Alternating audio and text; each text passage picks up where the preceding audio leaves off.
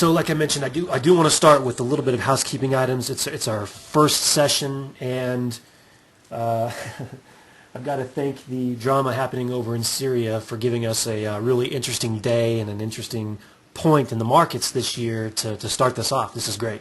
This is much better than a day where the S&P just kind of travels in a 3-point range, and we're just out here looking for little pops and drops throughout the day.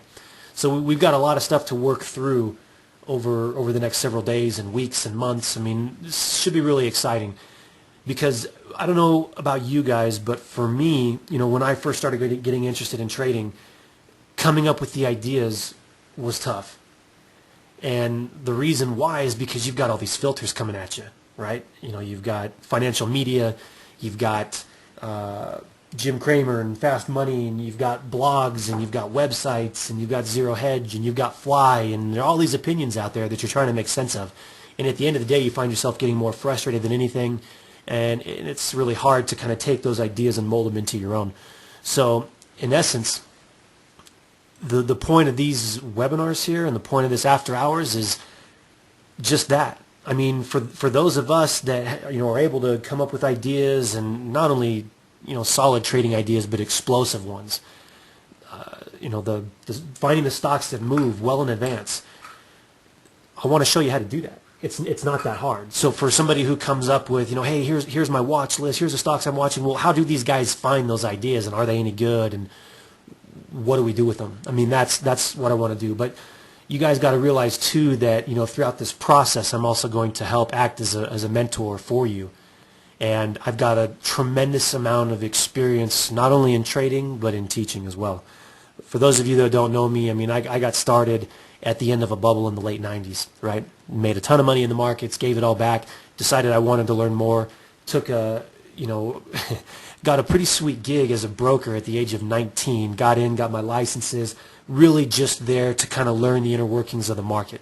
Had to sell a little bit too on the side, but that experience for me was invaluable. And, since 98, I mean, I've traded through just about every market cycle available. So I've got a tremendous amount of experience. I spent 6-7 years working for Thinkorswim. I was an instructor there. So I've traveled the country, hustled in and out of airports to go and teach people about trading options. I did the seminar thing for a little while. That transitioned into more online content management, content creation. I'm published on various different media outlets like Forbes and Investopedia. I had my own column in Equities Magazine. I'm not sitting here trying to, pimp my resume. I'm just trying to tell you I'm an experienced individual. I can trade. I know options.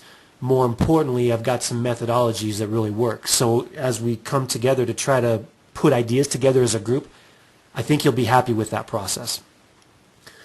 Let's talk a little bit more about the service itself. Okay, I want to point out a few things.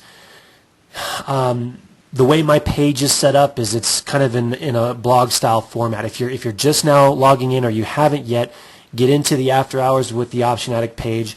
I've already got some content up here that I want you guys to get familiar with. I'm talking a little bit about options, a few things you need to understand as I teach you more about them and show you how you can use those within your portfolio, whether you're buying or selling or you're getting into various different combinations of options. I've got some indicators that I want to teach you guys. I want you to use, and I want you to use those to your advantage and learn how they can help you navigate various different markets. I'm not a big indicator guy, but there are times where those particular set of signals are going to really come in handy for you. So my personal stochastic indicator that I use, as well as how to get a volume profile. And today I don't want it to be just kind of like drinking from the fire hose, right? I don't want you to step up and have all this information flying at you and you don't know what to do with it. We've got lots of time together. We're going to sort through all this stuff. We're not going to get it all today. I'm just trying to get through this session without having you guys get pissed off because you can't find the password or your link's not working or you can't read the chat or whatever. Let's just get through that, and then day to day we'll make sense of this market. We'll make a ton of money together. After that, again, more stuff. The McClellan, which I'm going to talk about. I mean, we'll also try to implement, how to use PPT tools and how to use some of the scans, how to take ideas. I mean, I'm not going to comment on other traders' ideas, but how we can, rationalize them through our methods as well on occasion where it makes sense, and even how to use options to make those trades a lot sweeter and produce more income. I talk a little bit about sentiment cycle, which I blog about all the time. I want you guys to get familiar with that. So I started with a little bit of stuff here that I want you guys to get familiar with right off the bat. Are you going to get it all tonight? No, of course not. But one other thing is I also want you guys to get familiar with FinViz, because in trying to think of a way that we can all be on the same page with organizing ideas, organizing watch lists, we can use some of their scans as well as the scans inside the PPT. But I figure having a FinViz account there, you can get access to my profile, which is linked here that you can bookmark. But it's one place that we can all kind of collab together. So make sure you get familiar with that. Bookmark it. Create a free account, not the premium, just a free account. I mean, from here on out, we're all about we're all about free from here on out. Now that we've got everything all set up, and down here my inaugural post here, just talking about exactly what we're going to do. And I want to echo that here really quickly, which is, if you're just now logging in fact, let me check. I'm getting my emails blowing up here, so I imagine a lot of people aren't able to find the password. Okay, let's see.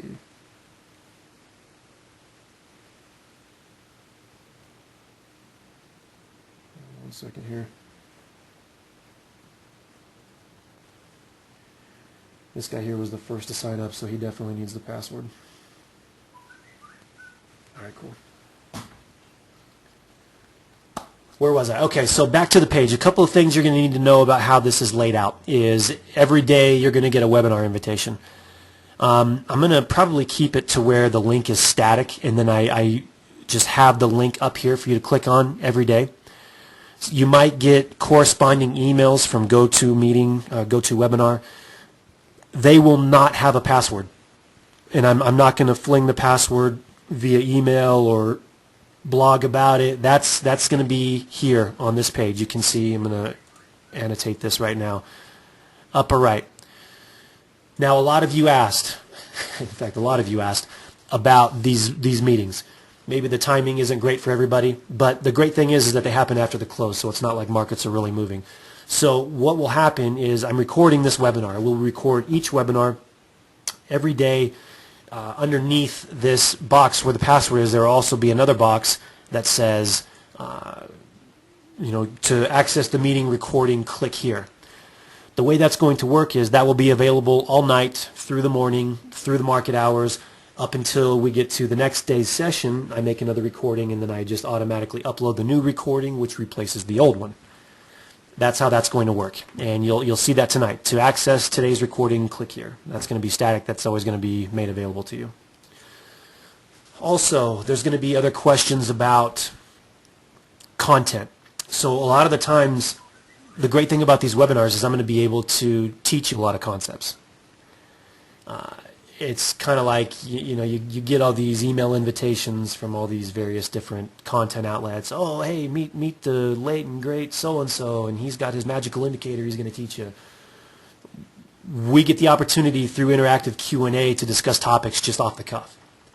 And every day there's something that you can take away from the market, and it's usually subtle. My specialty is, stock selection. I mean, I basically come up and made a rep for myself in the investment community as a stock picker. Not only that, but I like to use options, for the leverage. So there will be little tells about the market every single day to determine, hey, should we be going, high beta, high risk names? Should we be going low beta, low risk names? Should we be looking for stocks with high short positions? Should we be looking for a dash for trash? And I usually have a pretty good read on where those cycles occur in the market. So to me, there's a good underlying current about the market that will kind of quietly whisper to you where you should be looking for stocks, what type of stocks are going to move. And that can all be anticipated in advance. That's the great thing. And that's where I do my best, is everything that I do here, everything that I blog about, all the ideas that I generate are anticipated. I'm never a reactionary trader. So that's one thing that you'll get the sense of working with me, is that, hey, I'll put you on a stock Sunday night, like take CIMT, take UNXL, take ZHNE on Monday was another stock to move 20%. All those ideas, were generated Friday and then, blogged about on Sunday night. So we're able to find a lot of those. If you ask the Raging Cajun, he mentions we're usually trading or are in the stocks that have the top hybrid score changes in terms of positive changes, and that's easy to teach. It's not rocket science. There is really no magic involved. So on that note, do you guys have any questions up to this point? Again, let's send them in the chat if you do. I'm just checking to see.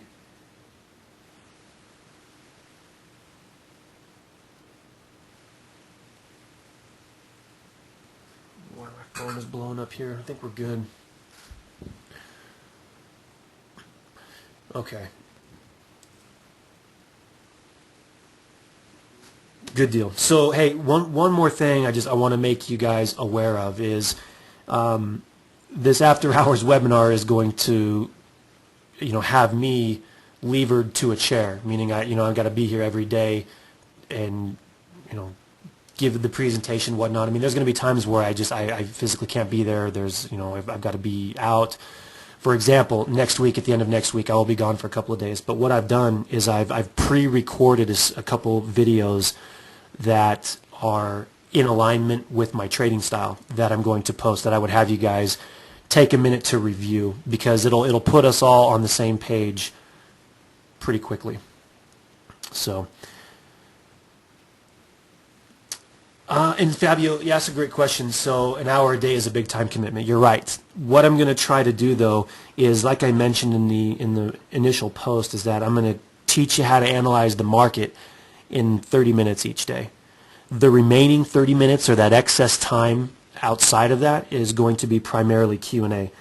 Now you can skip that, but a lot of the stuff that we do in terms of teaching different concepts. For example, I was asked earlier today in my trading room, well, give me an example of a credit spread, and that turned into a 30-40 minute discussion on legging into iron condors and how to sell out of the money spreads at a 95% probability, things like that. So do you need to be sitting in a chair and listen to the whole hour? No. You can usually skip a few minutes in. We're getting right into the meat of the discussion. What you want to be there for is probably the first 10-15 minutes market analysis. What we'll do is we'll talk about different price levels and technical points to determine momentum either up or down just in the overall market. We'll do some comparative analysis. What I like to do a lot of the times is compare what the S&P and the Dow are doing to the NASDAQ and the Russell, because that gives me a little bit of a sense of risk. So you take something as simple as, let me flip my screens here again. That's going to be something just as easy as, all right, well, let's look at the S&P today, which made a huge move to take out its prior lows, correct? But you'll notice that the Russell didn't do the same thing.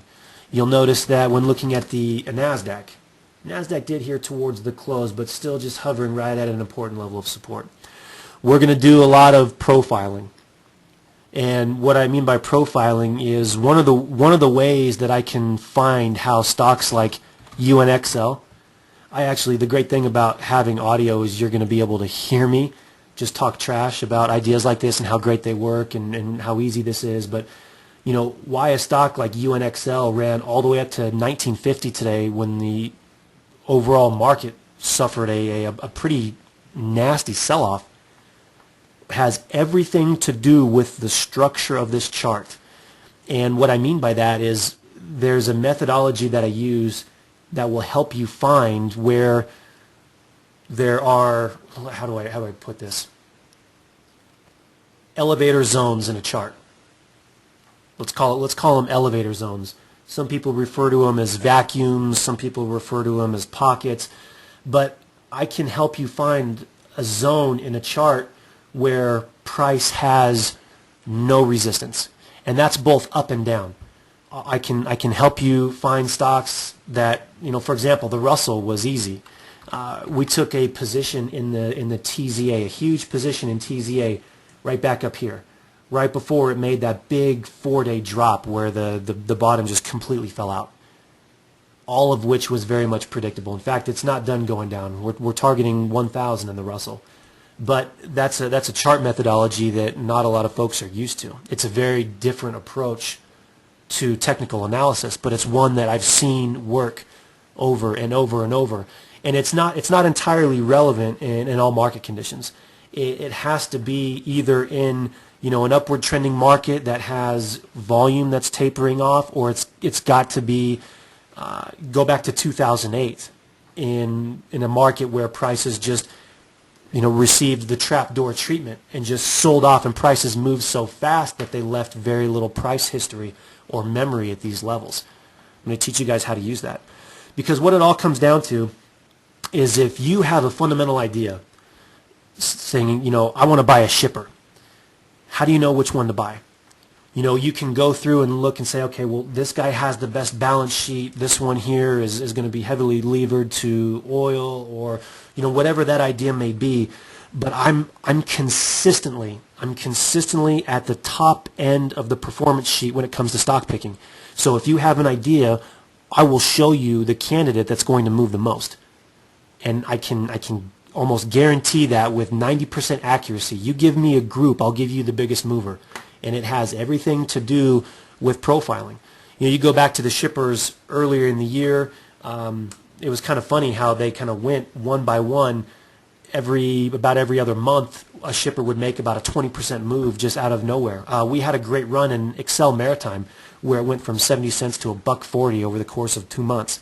And all of that planning, when done in advance, is invaluable, because not only does it tell you when to get in, when to anticipate the move, and where the move is going to get fast, but it's also going to tell you where it's going to stop, which in my opinion, the one thing that most individual investors struggle with is, where do I sell?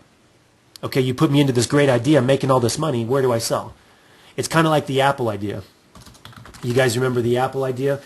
I had this trade made out on a cocktail napkin back in March. I said, we're going to go to new lows here. There's going to be a big rally after Apple goes to new lows, and then there's got to be some sort of a catalyst, and it was right in front of earnings. I took a position here, and then I took another position right here. So I caught the gap up. I made a little bit of money, but I rolled out, and I said, okay, well, here's what's going to happen. We're going to move pretty quickly, up towards 500. And the last phase of this is going to be a super fast, like 2 or 3 day move where Apple goes up 30, 40 points per day. And you look, in that 3-day stretch, it was incredible. Pretty soon it went to 500, and I told everybody, once it gets there, don't touch it, don't do anything with it. If you must trade Apple, if you're in some kind of a romantic relationship with it and you just have to make a trade here, sell premium. Because what's going to happen is, because there's going to be this extravaganza, the resuscitation of Apple, and I'm going to get back into this trade, and I'm super excited, Apple's going to start moving again. No, it's going to be dead money. There will be another trade in this, but like I said, once that 500 prints, this is going to be the most complex stock to make money in for the rest of the year. And it's coming back down to start filling in this pocket. Again, all of this was very much predictable based on the style of analysis that I use. And a couple things that I've written here in terms of the blog post that you guys will see, but I'm able to find these zones, these little zones right here. And remember, where price has the least amount of memory, that's where it's going to move the fastest. So once you can implement these, a couple other things I look for in some of the setups is where volatility or action in the name has kind of gone away. I have to go back to the UNXL trade because this thing was just awesome. I don't know what it was. I think it was the devil that was really, really active in talking about this. And I think he made a few bucks on this from 15 back up to 18 and had a great long there. Well, all of a sudden, I just got inundated and just literally pounded with, do I buy this a minute? What do I do? There's just so many people worried about this UNXL. I thought, I have no idea. I don't know why you have to make money in this thing. Let it go. And then pretty soon, like a month or two later, the questions just died. And I thought, I never really took my eye off it because there was so much excitement around the name. I thought, well, there's probably going to be a move here at some point. And I came out with a post, the day that I took it, which was right down here, right, really, really close to 13, and said, hey, I'm buying this because you guys stopped buying it. And, that's where prices took off. So it's when here you've got all this choppy range, and you've got, ATRs and Bollinger Bands. Volatility indicators are, really, really active, wide ranges. As soon as it starts to thin out, the ranges get tighter, the stock starts to constrict a little bit, that's where the biggest moves are found. So, again, if you guys can see, I'm just trying to give you a sense of some of the mechanics that I use to analyze stocks. It has everything to do with market profiling, and I have my own unique way of doing that, where I'm not necessarily linked to the idea of looking for value areas and looking at complete look at auction market theory, but I'm looking at where are the fastest zones in each one of these stocks, and at that point it's all about finding a trigger or an entry. Jeff asked a great question here and says, rough estimate, but what % of the time will you be talking about stocks versus options? And I'm going to approach the day with just ideas. Okay, every day, every night after I'm done trading, that's where the fun begins. Is now I've got to find ideas going into tomorrow. So I've made all my money, or I've lost all my money here today. Now I've got to focus on tomorrow. What am I going to trade? I'm going to do that here with you guys. So where the conversation will shift into options or directly into stocks, the way I look at it is, if you're a stock trader, everything that we do here is valuable because I'm a stock picker. And I would tell you this, if I did not trade options, the reason I do trade options is I'm uber confident in myself and I like the leverage. But if I did not trade options and I traded stocks, you would be blown away. You would think that I have some kind of a magical pulse on the market, because my win-loss ratio would go up exponentially. The only reasons I screw up my win-loss ratios are because I dick around with options, right? So that means I have an expiration date on my trade. So I may be right. Like take son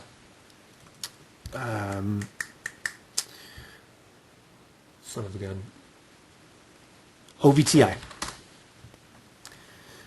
You guys know I took this long a few weeks ago, right? And I said I am confident there is a panic buy in this stock somewhere. And was I right? Yes. But did I make money? No. I didn't make money. I lost money on an idea that was 100% right. And all I wanted to do was, you can see volatility is constricting, boom, it takes off. The profile was right, the idea was right, the setup was right, my timing was wrong. I got into a trade that had an expiration date, so I kind of kicked myself. In a sense, I like to go for the short-dated, aggressive stuff because that's where I make the most money. And I'm okay with that.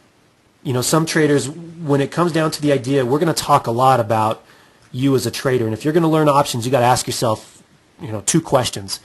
Number 1, do I want to be right or do I want to make money? Because trading to some people is about being right. I go back to when I really started getting into options trading. I'll take you back to 2004. And in 2004, I was horrible at picking stocks. Still new to the market and still just kind of, I don't got enough experience here. I caught a big move up in the 90s. I caught a fast move down in 2000, and I'm just here just trying not to lose my shirt, right? I went in 2004. I returned 260% on my account that year.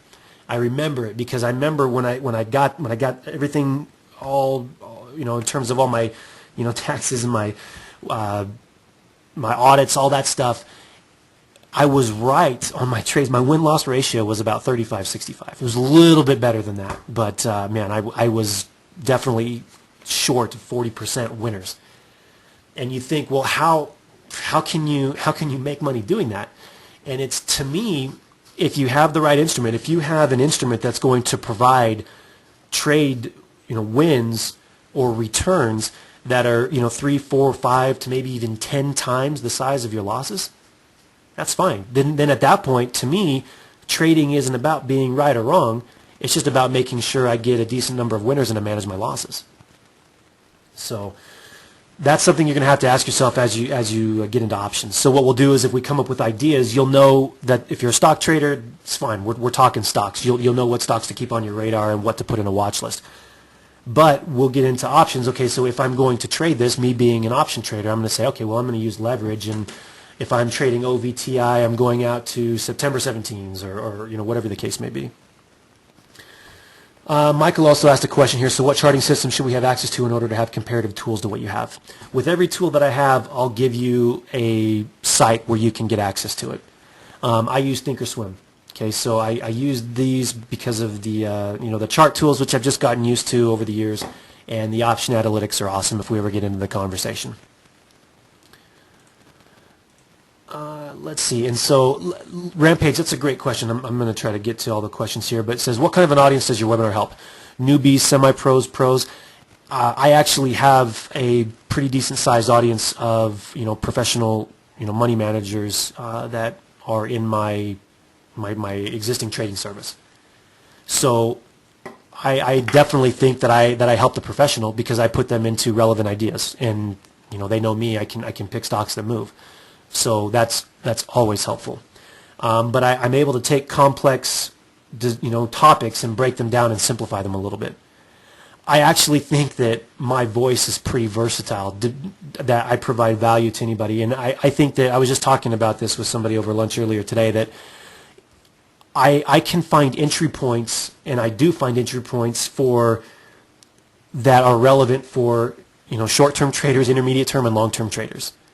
I really do, and I wouldn't say that just to be, oh hey, I add value to everybody. Everybody should subscribe. I really do think I do. So, and what level of market exposure does someone require? I don't think you need to sit here and be tied to a monitor all day every day. What I want to do is provide you with some ideas that you can plug in at the open every day and turn around and walk away and go golf. If I have to sit here in front of the market and watch it tick for tick. I've been doing that for 15 years. I hate it. If I were you, I would do anything in my power to avoid that.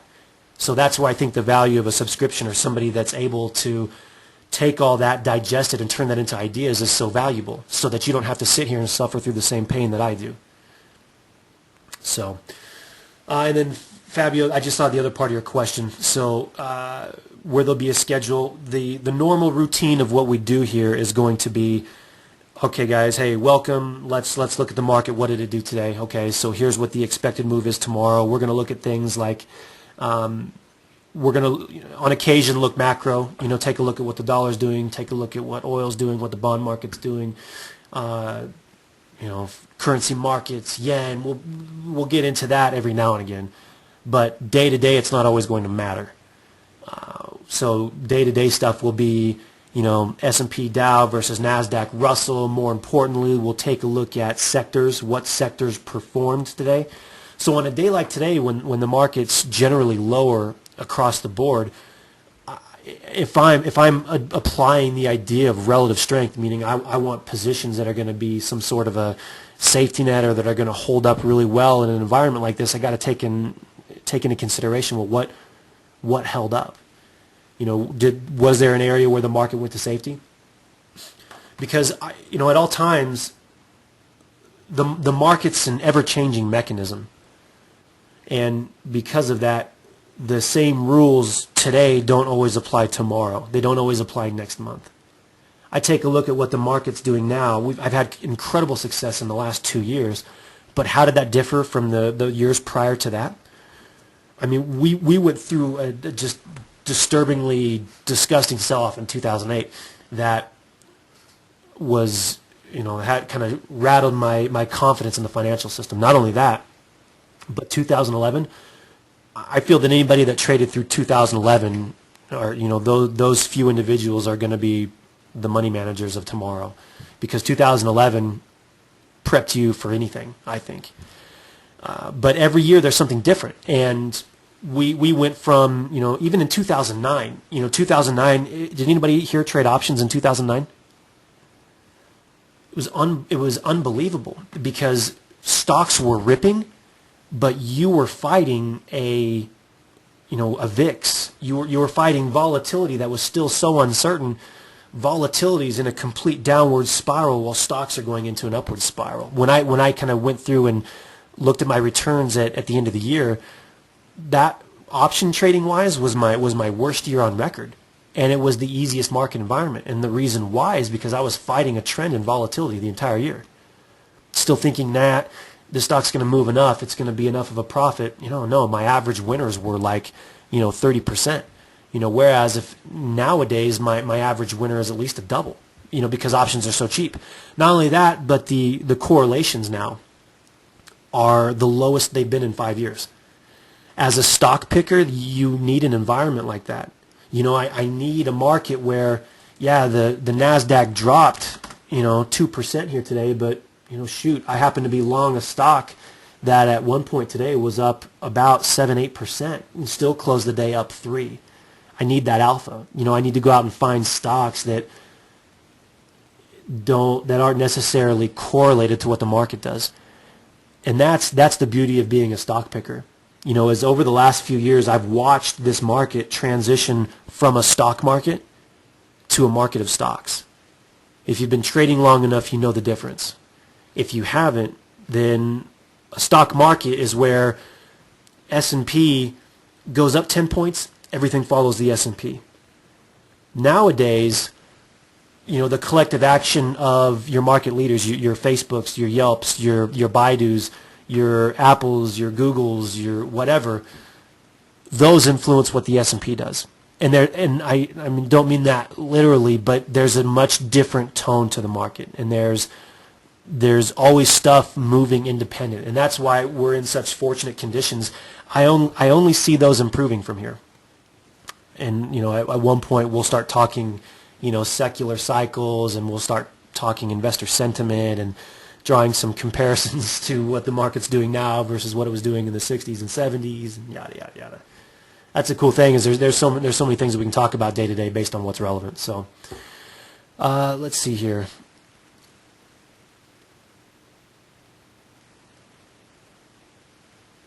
And Speculative Pig asks, do you really come up with that many ideas on a daily basis? Or are you trading more individual options on indices? Here's the thing. So I don't ever trade anything market correlated until the environment tells me to do so. So now you're telling me that 2% daily swings in the market are a reality? Like, that's going to happen? That's when I start breaking out some Russell futures. That's why I start breaking out some S&P futures.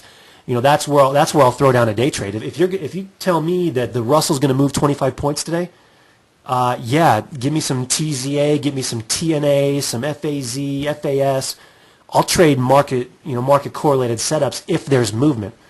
But this kind of stuff, this kind of trend where we go into that endless grind, the daily Dow 40, where the Dow, the market in general is just going to grind up or down in a 40-point, daily span every day. I would never set foot anywhere near a market correlated instrument. I'm going to go out there and I'm going to find me a stock. I would anticipate here that the Dow moves a 0.25%. I'm going to go find you a stock that's going to move 10% in less than 5 days. So the cool thing is that the environment is ever changing, and we're always going to be adapting to that. And I think there's more that you can get out of just sitting in here and interacting with me a little bit than me sitting up all night and trying to type out in a blog post, hey, whatever the ideas of the day. I can get out more ideas, and I can spit more game this way. So anybody else have any questions right now? So I right now in this market cycle, I'm trading a lot more options. I've got a big position in the TZA as a hedge. But I'm seeking alpha. I'm looking for stocks that are going to do more than what the market's doing. So, and my ideas, we might go a day where I've got a dozen ideas to keep track of. We might go a day where I've got one. It all depends on what the market gives us. In these kind of environments, I'm more focused on what the setup is going to offer rather than I'm concerned about what the market does tomorrow. Because I'm still of the opinion that, okay, market's going to go down, Dow's going to drop 170 today. That's okay. I still put you in front of a stock that went up today. So Michael asked, so if we get the info the day before, how do we trade the following day, or what we heard the day before if things change? So most importantly is I don't want to use this service or this this platform just to stuff you with ideas. I want you to see how the ideas are being generated. How did we find UNXL? What was the thought process, and why was that relevant this week and it wasn't 3 months ago? What's the trigger? What makes a good setup? More importantly, if I buy this thing and I'm following the Option Addict, it was about a month ago I got super discouraged because I got into some positions and I happened to I went out and wrote a post on something that I thought was pretty good like an educational summary on a particular topic, and all the comments that I got are, hey Jeff, are you still in this? Are you still in this? Are you still here? Are you still there? It's like, geez. So all I've really done here is just shown people how to piggyback a trade with me, and then the fact that the stock hasn't moved in 2 days or maybe even took a downtick today, in reality they have zero confidence unless they're getting constant reassurance from me. That's not good trading. So what I want to do is I want to help you guys with the trade planning. I want to give you guys a confidence on your own that, hey, we're gonna lose money. Let's embrace it. So what? Let's be confident in our ideas and let's learn how to identify where a trade goes wrong. So I want to help with the trade planning aspect, so that if you took a trade like UNXL and you come to me and send me an email, man, that's an ugly candle today. The stock was up 8%, now it's only up 3%. Are you still there? What are your thoughts? What are you thinking? It's like, I don't want to tell you what I'm thinking every 10 minutes. What do you think? What's when you took this trade, you hit buy. What's changed? Market was off 2% today. I gave you a stock that increased by 3.5%. Do you need to do something? Do we have to have this conversation? I want to give you guys the confidence in the planning of the trade so that you realize that it's not markets are going to fluctuate, prices are going to change, but it's the fundamental concepts you learn in how to manage risk, how to initiate a trade, how to position size, where to get out, all those things that I want to kind of come together that I think kind of offer more value down the road. So a couple of other things. Today being kind of the first day, and I want to try to answer a few of these questions, and I'm also using this recorded Q&A so that I can keep up as kind of a static reference for those that are curious about it. So while we haven't talked a whole lot about the market today, I'll answer a few questions about it here in a minute, but I want to get all of the kind of fundamental questions and the design of this service out of the way, recorded, so that it's static content that people can refer back to. Julian asked, do I have any strategies for selling premium or selling options to open? Yeah, Julian, we'll talk about what I use when I talk about market environment and how environment dictates strategy. For example, I don't think you can be just a spread trader. I really don't. I don't think you can be just an option buyer and just buy options every single day, out of the year. I don't think. I think environment dictates strategy. And I was talking today how the VIX, as an option trader, you got to get familiar with the VIX. The VIX is your friend because the VIX is going to help you dictate strategy. And today, over the last year, let me say this, that this is kind of a historical mean for the last year. And again, not beyond a year, just this year. 16 is about the mean for the VIX. Wouldn't you guys agree? We've had some lows that have gotten underneath 12. We've gotten some highs that have gotten up above 20, 21. But all in all, we keep reverting back to this, 15, 16 range right through here. So that's kind of your baseline. Anything below that is complacency. Anything above that is fear. In fact, I would take that a step further. I would say that, anything underneath 12 has been, blatant, wow, way too complacent. And anything above 19 has been the difference between fear and panic being on a relative scale. So if you're an option seller, you want to be taking advantage of option selling strategies when premiums are expensive. And that's why I say I don't think you can be a premium seller all year, because look at all this down here. At the same time, when the VIX is down in the 12s and 13s, you're not getting paid to sell premium. So why do it? Why would I go out there and take a trade and earn pennies on the dollar for multiple dollars at risk? Makes zero sense. But I get that we all have different investment objectives and we all are looking to accomplish different things with our money. So therefore, I'm open-minded to whatever side of the fence you may be on. So we will talk a little bit, Julian, along the way about, hey, VIX is up into fear mode, so sell some of that premium. Absolutely. Another question here was from John. He said, can you explain and interpret the stochastic indicator that I use? And I'm going to address that here really quickly, because if anybody has Thinkorswim, please feel free to check it out, add it. But occasionally what I do, I'm on the wrong page, dang it. There we go. Here's the code. From this point on, you can copy and paste this code into Thinkorswim, and you can get the actual indicator.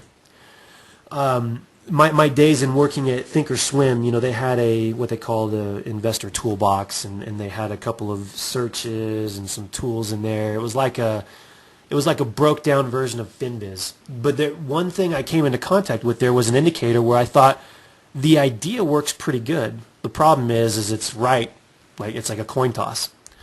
So I kind of modified the time frames of that a little bit, and I built my own. And it looks like this.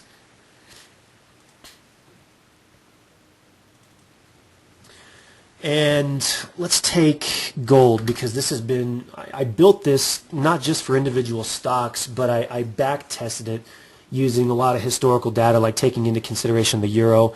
We've made some impressive top and bottom calls in this thing. In general, I am very uninterested in trading gold or the euro or whatnot, but when my indicator sets up particular signals, I'm super interested, because I'm interested in the trade that I can sit in for like 3 to 6 months. And that's why I'm looking at gold as another shorting opportunity with as extended as it is. So the idea is, if you've ever used a stochastic indicator, it's the one thing I don't like about it is it's based purely on price, right? So any indicator that's giving you an interpretation of price, you got to really check yourself for a minute and say, well, can't I just look at price myself? Do I need to have it interpreted by some math?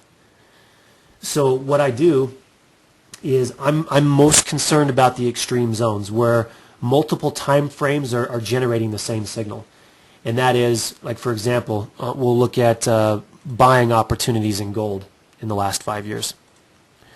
And what it is I've got 3 indicators all plotted on here at the same time. And basically consider it as a short-term, intermediate term, and the long-term signal line.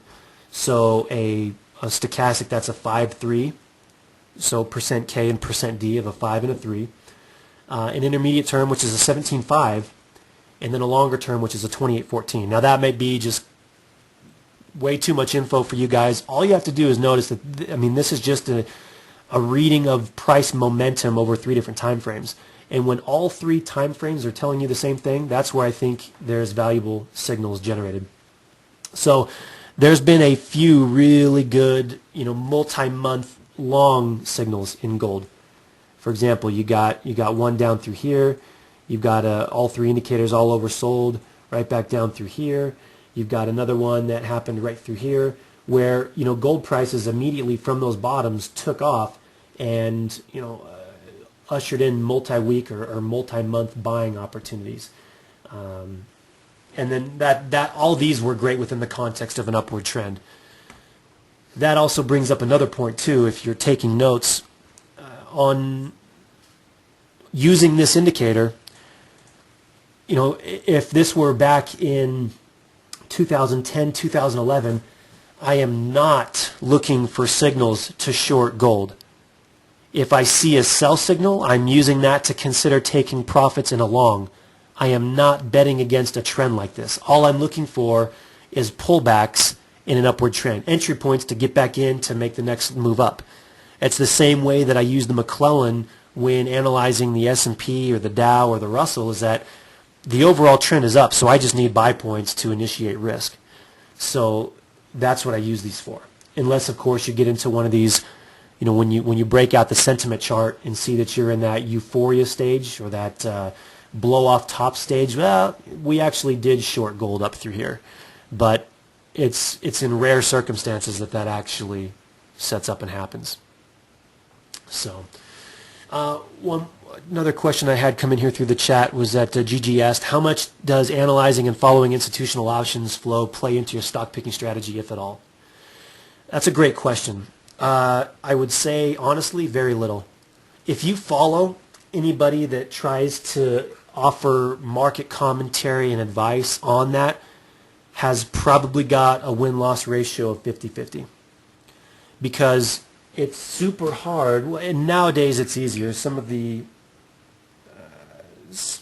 tools that are out there have made it easier. Like Live Vol offers a pretty good service. That's one that comes to mind. But you can get a little bit more sense of the intent behind the trade. So it's hard to determine where, if a big like take for example. Everybody was talking about the big purchase of S&P puts, that went off earlier in the month by a big name trader. But how do you know if that's not just a hedge against a long position, which this individual was still long a boatload of SPY? It's always hard to see the intent. So on occasion, we'll talk about it where I think it's relevant. But I've found that in this day, it's become harder and harder to determine what is relevant. And believe me, my single best trade of my entire career came from that, which is odd, being that I don't use it all that often. My 8-day Bear Stearns puts that I bought for 25, 20 cents, 30 cents, that I ended up rolling out of for 20 to 30 bucks. Those kind of trades are the ones that put you on the map, but I find that they're harder and harder to differentiate. I will say this, though. Now that weeklies have been made available for you gambling types, those options that see in the weeklies that have 1 to 2 to 3 days left until expiration, the big purchases that are made there are the ones that you ought to be looking at and paying attention to pretty closely. Because all you need late in the cycle is a 3 to a 5% swing in a stock in an option that has no time value attached, and the returns are ginormous. Earlier this year, I had an Apple trade that went off for about 15 to 1700%, and gains like that are the ones that literally take your breath away. You just see prices explode. All of a sudden, your account balance jumps like double-digit returns just off of one small trade. Those are easiest to find in those short-dated options. And we'll talk about them where I can find them and spot them and see that they're relevant. But honestly, I'm not really initiating that point of analysis unless it's something that, hey, I think is really entirely relevant. Jeff, you also asked, am I more of a breakout or buy on pullbacks kind of a trader? Like I mentioned earlier, I'm anticipatory. Through my methods, I'm able to anticipate very, very fast and very big movements in a short space of time. So that's my specialty. Is I'm going to find you a handful of stocks that will be on the top 10 tomorrow, today, if that makes any sense. And you can ask a lot of the people that have been following for years. That's something I've been able to consistently do. So let's talk a little bit about the market here, just for a few minutes. We've got now there's talk of war in the Middle East, and that's kind of disrupted the flow here. And in trends like this, as soon as everybody decides that they want to get out, the exit gets smaller and smaller, meaning that it just, like today, the market sold and it stayed down all day. Breadth was horrible, it just stayed down, bled to death. So here's what I do when we're in that mode. I've got a few call positions on with September expiries. I've got a really big hedge on, and I'm just kind of sitting back waiting to initiate new risk at a good spot. So what I do to determine that are longer term, we will use this we'll use this indicator, which it's only going to set up about 3 to 4 times a year. But day to day, this is where that post I wrote up on the McClellan is going to be really helpful, because in the context of an upward trend, as soon as we get an oversold reading, I mean, it's almost like an automatic bounce. So, and that's what I'm looking for. Now today, I mentioned at the close, I thought the McClellan would be at about negative 45, and I'm going to check where that's at right now. 38, so we're not even at 40. So this market has a little bit more room to fall to the downside. In terms of structure, there's not a whole lot left down until, like, for example, if you look at the Dow, man, the Dow has just been heavy. Way worse than all the others. I mean, just super heavy than, compared to everything else. Percentage-wise, it's been a big drop. And it's interesting that, the Dow, representing more quality issues, is the one that's getting pounded. Everybody's dumping, these blue chip names and sturdier stocks, but small caps and tech stocks are the ones that are holding up and performing the best. So that overall kind of gives me a little bit of a sense of, well, where's the investor's risk appetite, right? And the next reference point I see to the downside is closer to 14,500. I want to go over to this chart here real quick, and I want to look at the Russell, and I want to point out, the reason why I took that position on the TZA, and more importantly, why I'm still holding it, is because up here when we took that trade, which was back at 1050 and change, was that structure was very much open to the downside. So it said, okay, yeah, correction coming. And I don't know if you guys have noticed here recently too, but have you seen some of the sentiment polls? Like by Bespoke did one, and somebody else did one. Oh yeah, AAII, their sentiment survey. The bear camp was enormous, and they were looking out, into September and in the months following. AAII, I think it was 47% bearish, which was one of the most bearish polls we've seen all year.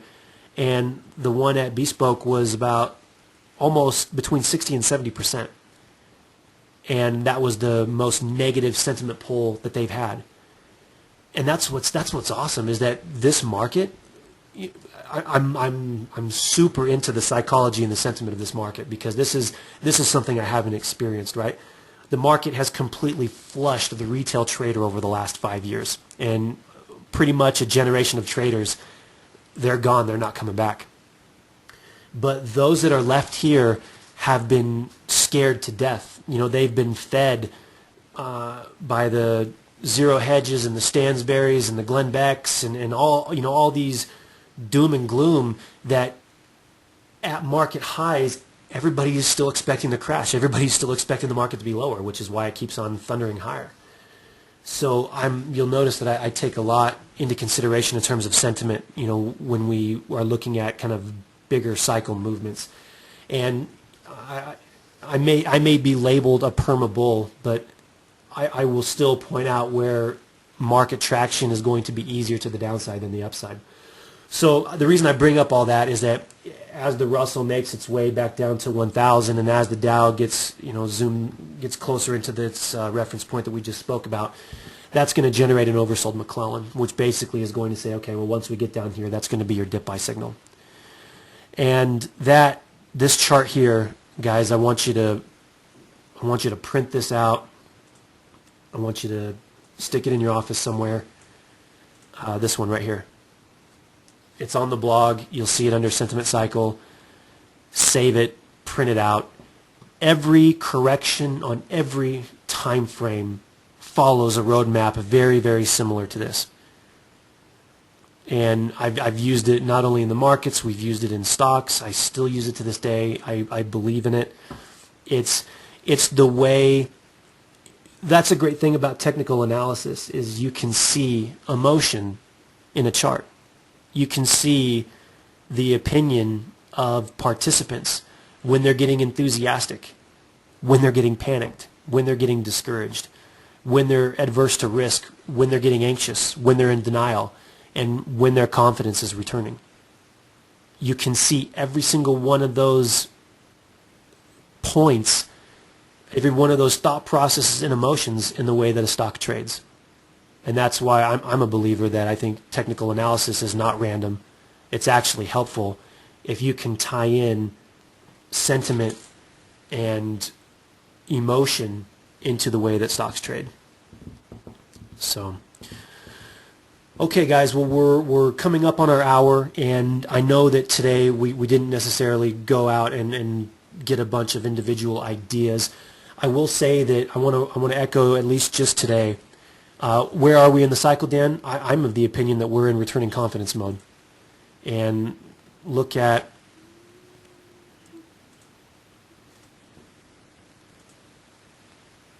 look at the Dow, from a panic phase to a discouragement phase to the wall of worry phase, and we're now clearing highs, and we're in that returning confidence mode. And until that retail investor comes back, I'm confident that this could stick around for a while. And granted, there are going to be pullbacks, but I'm talking overall bigger trend is kind of what I'm looking at. So let's see. The ideas I like today, just a couple of things. I'm going to talk about home builders because I blogged about this, but I wasn't able to really articulate, I think, how important I really think this is, and it's the ITB, which has not taken out this low, while the S&P, the Dow, and they've all gone to new lows. We were watching HOV earlier today, and HOV almost went positive into the close here yesterday with some pretty decent buying volume. So the housing stocks I like. What we'll do tomorrow is I want to get more into energy stocks. Looking at some of the stocks that were holding up really, really well, and looking at some of the longer term charts here, like for example, let's talk about Schlumberger.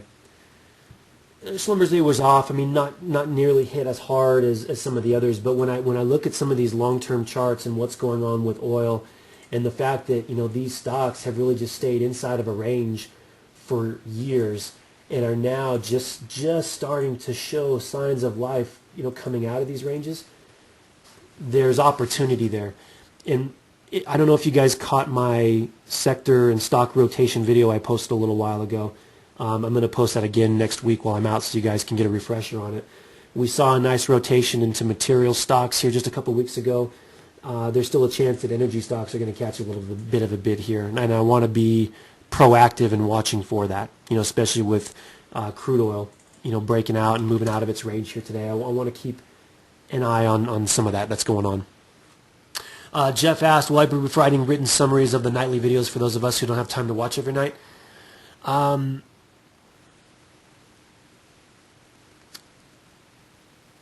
If so. It'll be very, very, very, very short and concise. And if you don't want to watch the video, basically at the bottom, here's the 3 charts we looked at today. So to sit there and talk about it for an hour and then to write it all out again, the summary will be pretty short. But yeah, I will provide a little bit of a written recap. And speculative pig, I know that it's kind of timely for me to be gone at the end of next week, but it's something I couldn't avoid. Once you get to know about a little bit more about me, I'm tied to a monitor every single day of the week, and if I do leave, it's just because it's absolutely necessary. So, but what I will do is I'll have a couple written posts and some videos to watch, and I'll make sure that what we do on Tuesday after the market pretty much sets us up for the whole week. So we'll be fine. So anybody else have any other questions that need to be addressed here today? No, I know you're giving me a hard time. I expect you to do that often.